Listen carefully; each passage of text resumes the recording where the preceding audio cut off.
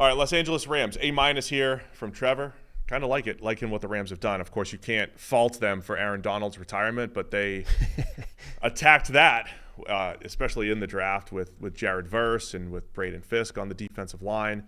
Bring back Kevin Dotson at guard, paid him some money, bring in Jonah Jackson at guard. So you've got this, Steve Avila is going to move from guard to center. And so you got a pretty nice little trio in there for the Rams on the offensive line. Thoughts on the Rams offseason here? What do you make of the suggestion that I haven't fully read the Jordan Rodrigue article series on the Rams and their scouting. I did. It was really good. She just writes really good stuff, man. She just comes up with really great ideas. Yeah, really great ideas as well. No, I mean, the bit that I've read so far has been fantastic. But apparently in there somewhere is this idea of this Moneyball scene idea of we can't replace Aaron Donald, but maybe we can recreate him in the aggregate. And part of the aggregate is literally getting a combination of teammates already. Let's get two guys that already have chemistry and put them on the same defensive line because we know it's going to work that way. And that will the sum of those two players, the Florida State players, Jared Verse and Braden Fisk, the sum of them together is worth more than each one individually when we keep them together and put them on the same defensive line. Yeah, I mean, I generally like to work off of evidence before trusting those types of things, right? Because this is the basketball theory, right? That they've been talking about for years, like the combination of the five and how each one can obviously with five guys, it's a greater ability for each one to influence the other ones.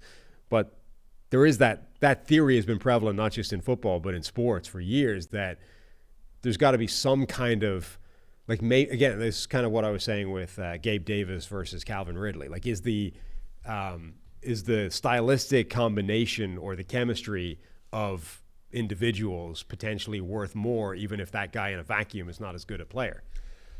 Yeah. So first off, I would say, I think I would need to know evidence-wise if teammates, if there's something to teammates playing together, right? Like, where did that come from? Is that just like when you hear Les Snead breaking down watching Jared Verse and Braden Fisk, like he was just enamored by watching them play and the energy that they brought. And I get that, but I would also want to know historically, if he brought that up, I would say, okay, well, historically, does it matter if there are two defensive line teammates who play together? Does that actually make them better? I don't know. And then the whole aggregate thing, I think you just take Aaron Donald out of the equation. I don't think you need to replace Aaron Donald, so to speak, because you could replace – they did this a couple years ago too. Like, you can replace production at defensive tackle with a linebacker, right? You might just be better at linebacker, or you might want to be better at safety. Either way, you have finite resources to spend. It doesn't mean you have to do it on the defensive line. So I don't have a strong take either way on that, because I don't have the evidence either way that we're going to take one great Hall of Fame defensive lineman, replace him with two defensive linemen, and then – the second part, they also happen to be teammates and know each other. Like, I don't know if any of that stuff matters. I will say on paper, Braden Fisk in a vacuum is probably not worth this year's first rounder and next year's first rounder, right? Second rounder, sorry. He's probably not worth both. Right. And that's what they've invested in Braden Fisk. That kind of, the Michael Penix Jr. thing hid so many wild moves in the draft that just sort of slid under the radar. And listen, I've heard the feedback because they'll say, they had a first on Braden Fisk, so they got a first-round caliber player in the second. Fine. They used a second-round pick and traded next year's second-round pick. Yeah, but this is where for that one player. This is where those curves make the difference. Like, the lower in the draft you get, the less the chance is that your interpretation of we had a first on him and he was available here is correct. The higher in the draft you get, the better the chance is that that's a legitimate thing. If you're talking about, we had a top 5 grade on this guy and he's available at pick number 19, right? That's different to saying we had a first round grade on him and he's available at pick number 38, right? The chances are the second one is way more close together and they're probably not, it's probably a wash, versus the first one where there might actually be something to the gap between 5 and number 19. That's the problem with the second round trade stuff, where you're like, well, we had a first round grade on him. It's like, yeah, but the chances are there's not much difference between him and the next guy in the second round. Wish my depth charts weren't failing in Ultimate. Can somebody call Ultimate and fix these things? Who is the product manager for Ultimate? I'm getting pushed out, man. So don't blame me. You haven't been yet, though, so it's still your problem. Still my fault. Yeah. I get Eric sending me bugs right now and text messaging bugs over here. Perfect. Don't talk to me, man. No, it's all right. Anyway, I've liked the Rams offseason. It's not going to feel great not having Aaron Donald there. All that said, yeah. I mean, I like Braden Fisk as a player. I like Jared Verse as a player.